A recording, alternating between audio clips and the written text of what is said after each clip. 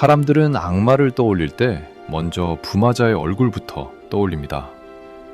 일그러진 표정, 사람 같지 않은 목소리, 갑자기 터져 나오는 비명.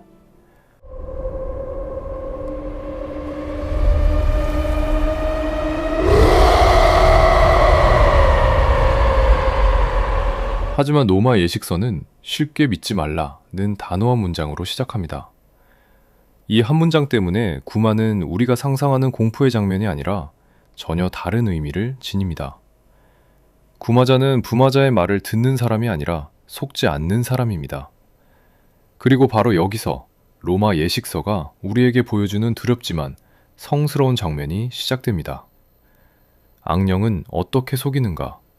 구마자는 무엇을 보는가? 이번 화는 이 질문을 문헌의 문장들 안에서 따라갑니다.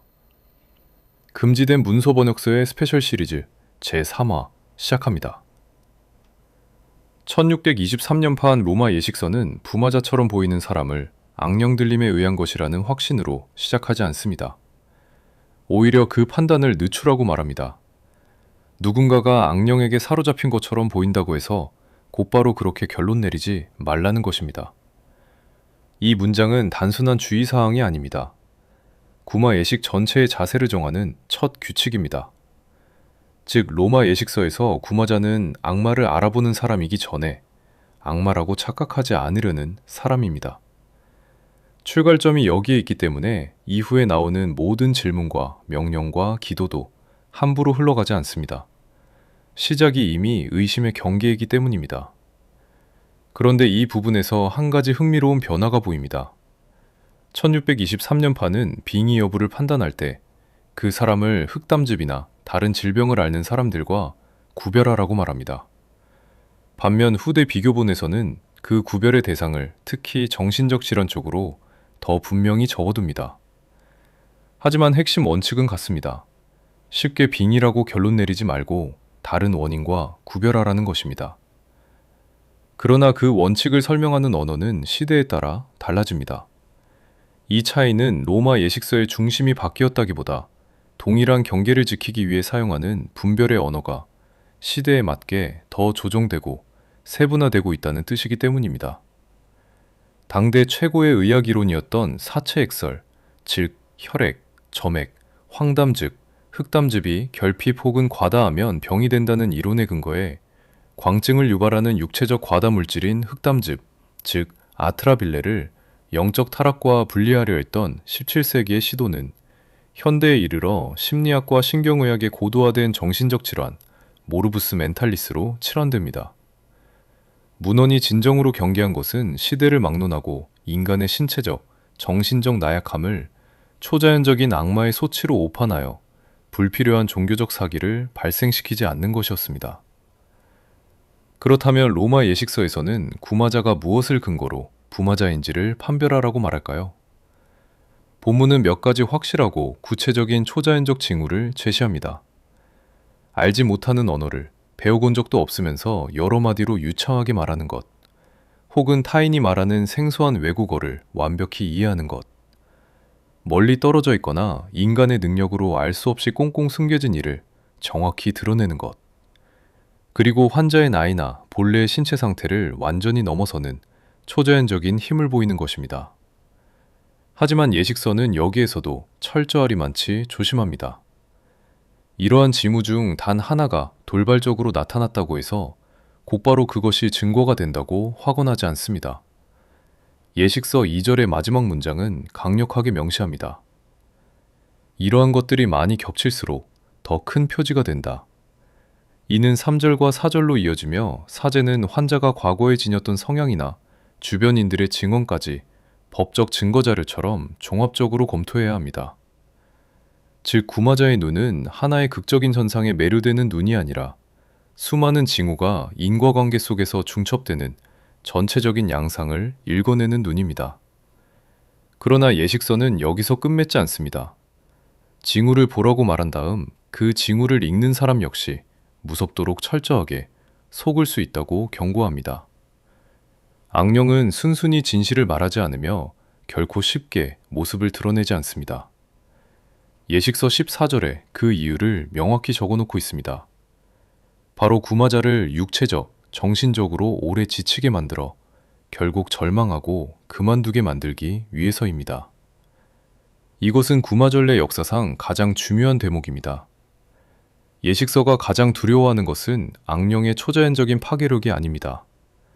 오히려 지독한 거짓과 시간 지연을 통해 인간을 내부에서부터 소모시키는 방식입니다. 즉, 구마의 싸움은 한순간의 화려한 영웅적 충돌이 아니라 오래 버티며 추악한 속임수의 패턴을 읽어내는 고독한 전쟁입니다. 패턴을 읽어내려는 구마사의 숨통을 재기 위해 악령은 가장 먼저 퇴거의 위장을 시작합니다. 예식서 본문은 이 기만을 디스체델의 세핑기트, 즉 떠난 척 연기하는 것이라 폭로합니다.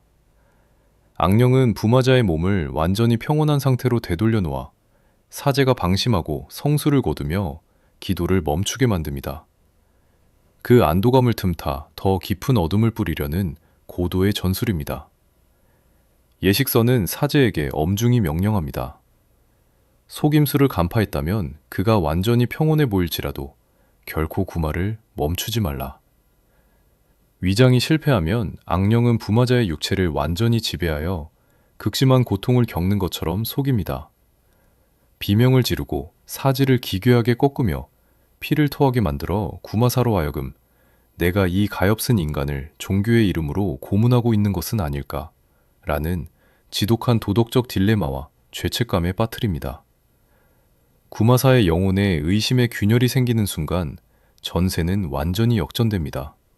더 서늘한 기만은 따로 있습니다. 예식서 14절 후반부와 20절이 경고하듯 악령은 때로 구마사의 질문에 순순히 복종하는 척합니다. 마치 하느님의 권능에 완벽히 굴복한 것처럼 연기하며 성인들의 이름을 찬양하고 성경 구절을 유창하게 암송합니다.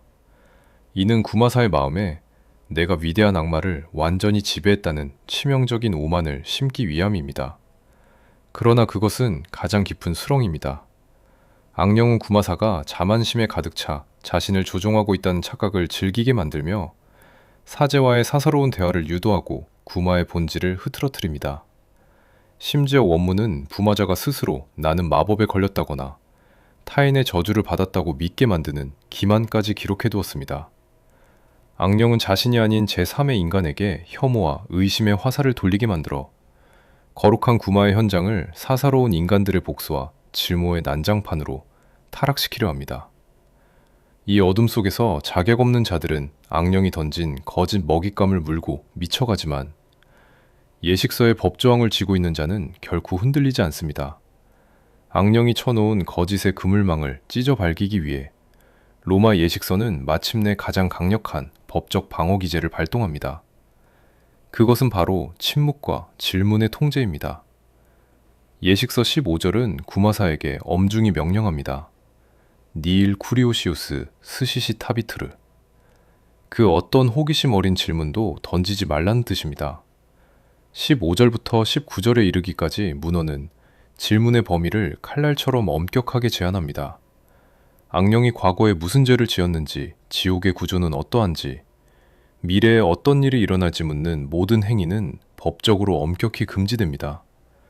악령과의 사사로운 대화는 그 자체가 영적인 오염이자 인간의 유약한 지성이 심연의 지성에 무릎을 꿇는 비극의 시작이기 때문입니다.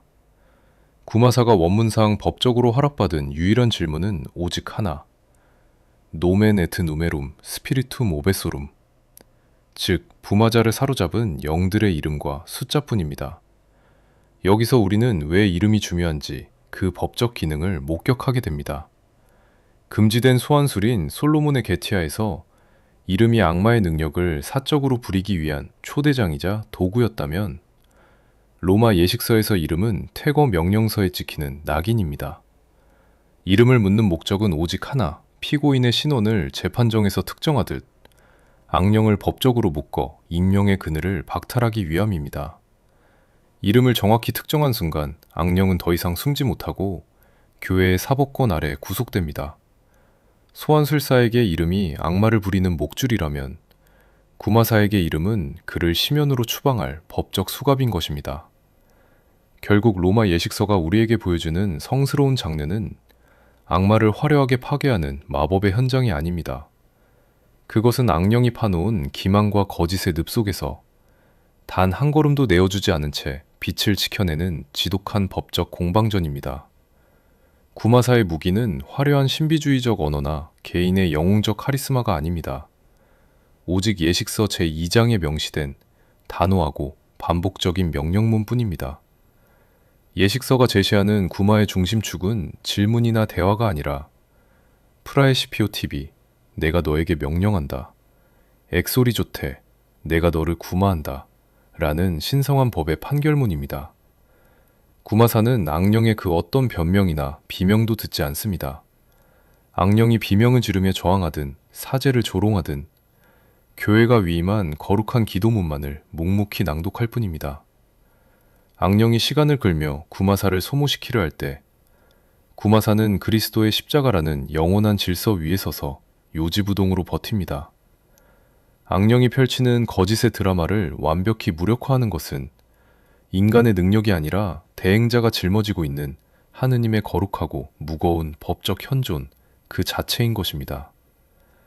대중을 현혹하는 자들이 자극적인 연출로 악마를 보여줄 때 금지된 문서 번역서는 문헌이 증명하는 진짜 분별의 선을 보여드립니다. 다음 제사화에서는 예식서가 기록한 가장 구체적이고 서늘한 실전 지침, 구마 중 사제가 절대로 해서는 안 될 신체적 행동들과 부마자의 신체적 징후의 진실을 문헌의 문장들로 전해드립니다. 구독과 알림 설정으로 준비하시고 진실된 엑소시즘으로 한 걸음 다가오시길 바랍니다. 오피오였습니다. 감사합니다.